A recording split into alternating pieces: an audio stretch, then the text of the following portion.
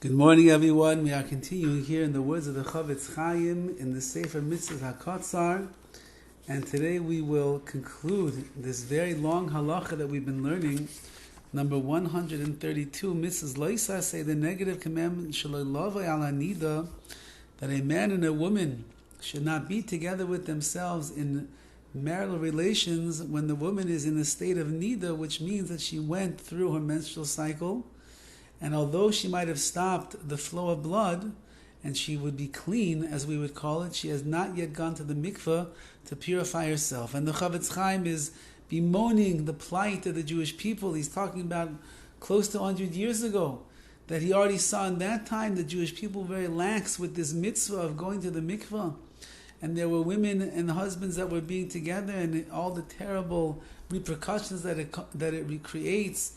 Mainly that the husband and the wife will both deserve the punishment of kares, which is a spiritual and a physical cutting off from this world and the world to come. Not to mention the kilkulim, the damages that will be done with the offspring. Not to mention all the terrible averas that they're doing, and so on and so forth. And therefore, we saw the frightening words last time that the HaChaim spoke about how careful a person has to be to guard this mitzvah with their life. And he concludes today the following: V'al kain, therefore, kol ish asher b'shem Yisrael yichuna, anyone who is called by the name Yisrael, who will call themselves a Jew, yachus al atzmai, they should have pity on themselves. V'al kol deroisav habayim achav, and all the generations that will come after them, shelo yichlu ba'avonoisav, they should not get swallowed up or consumed in their sins. V'yischazek al yitzray, strengthen yourself against your Yetzer Hara. Shelo lavor al isa hamar hazeh, and do not transgress this terrible, bitter prohibition. V'yelo toiv bazeh ubaba, and then you will have goodness in this world and the world to come. Says the Eilig HaChaim, be careful. It's not just for you, but for the generations that come after you are depending upon you being strong and overcoming the ways of your Yetzer Hara, the evil inclination that's telling you it's okay. Johnny, it's okay. Don't worry about your wife going to the mikveh. You can still be together. Everything's okay. Chalila v'chas, a person should not think like that. Ulefi zeh, and therefore, tzarech lizar ma'oid shelo lado imishtoi be'ir shein sham mikveh ksherid. Do not live in a city with your wife where there is not a kosher mikveh, a viable mikveh where she is going to be able to go, a kosher, proper mikveh that she can immerse in when she finishes her menstrual cycle. Don't live there, because what will you do? Let's say that you have children that are dependent upon you for their livelihood. And your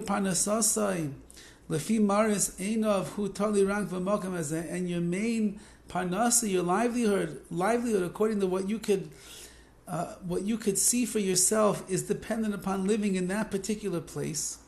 So you say to yourself, well, look, there's no mikveh, but I got to earn a living. There's no mikveh, but my children, they are living here, they depend upon me. So, Ma'ashem Elokecha, show me, what do you want from me?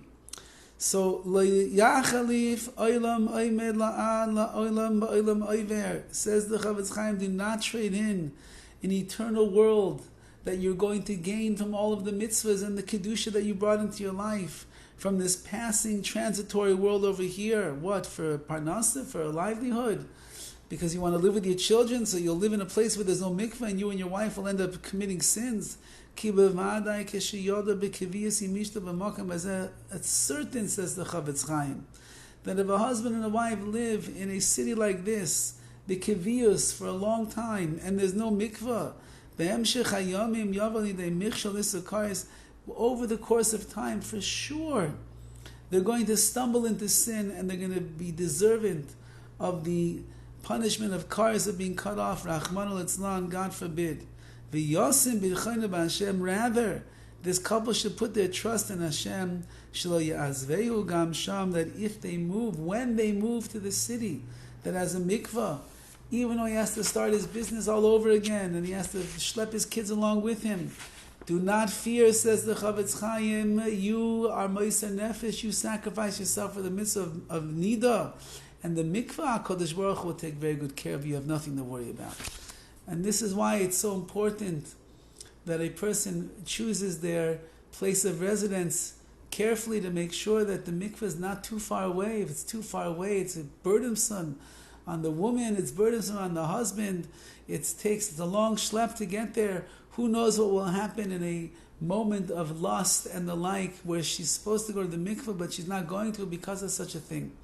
And therefore, says the Chavetz Chaim, please, my dear brothers and my sisters, listen carefully to the words of the Saba Kadisha, of the Holy Grandfather of Klal Yisrael, the Chavetz Chaim, and make sure that you are careful in this mitzvah. Your life and the spiritual life of your children depends, and even the physical life depends upon a woman using the mikveh. Today, Baruch Hashem, there are so many options in so many cities that we live in. It's almost impossible not to find a mikveh in the average Jewish community, and therefore you should find out about it, where it is, find the one that works best for you, that you enjoy the most, that the woman has the greatest experience in, so she'll continue to use the mikveh again and again and again, and in that zechus, bringing the kedusha and the tahara home to one's house, to one's marriage, to one's children. People should see only shalom bayis, peacefulness in the home, harmony between husband and wife, nachas from all of the children, be'ez Hashem. And we should be zeiche to see the ultimate nachas when HaKadosh Baruch Hu sees how careful we are with such a beautiful mitzvah to serve Him in the right way, and He'll bring about the ultimate geula b'mheira b'yameinu. Have a wonderful day.